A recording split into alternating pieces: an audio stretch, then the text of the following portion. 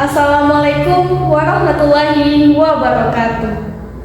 Perkenalkan, saya Nur Hidayah Hanatika dengan NIM 24016143. Di sini, pada pembelajaran pada pagi hari ini, saya akan menjelaskan tentang unsur intrinsik dan unsur ekstrinsik prosa puisi.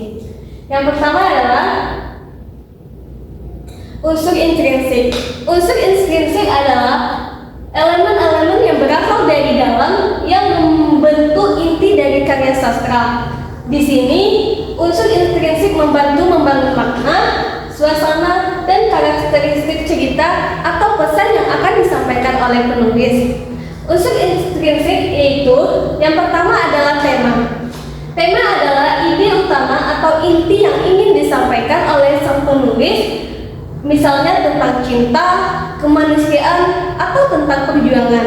Dan selanjutnya adalah tokoh dan penokohan. Tokoh adalah karakter dalam cerita atau puisi, dan penokohan adalah cara penulis menggambarkan sifat dan karakteristik tokoh-tokohnya. Selanjutnya, alur atau plot, yaitu rangkaian peristiwa atau kejadian yang terjadi dalam cerita, bisa berbentuk alur maju, alur mundur, atau campuran.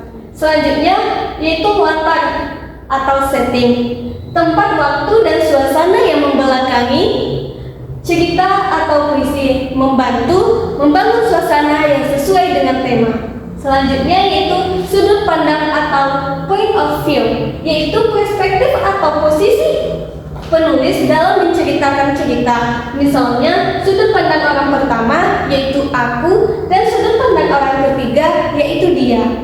Selanjutnya, amanat atau pesan moral, pesan atau pelajaran yang ingin disampaikan oleh penulis kepada pembaca. Dan yang terakhir adalah gaya bahasa. Gaya bahasa adalah penggunaan diksi, majas, dan simbol-simbol tertentu untuk memberikan keindahan emosi dan kekhasan dalam sebuah karya.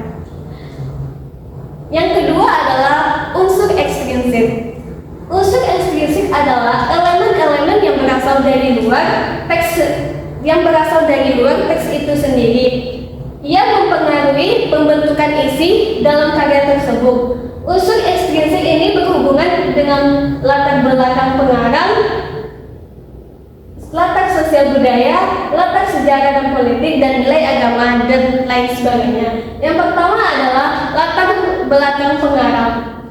Latar belakang pengarang adalah misalnya kehidupan pribadi, pengalaman, pendidikan, dan pandangan hidup penulis yang memengaruhi cara penulis untuk menyampaikan tema-tema yang ia pilih.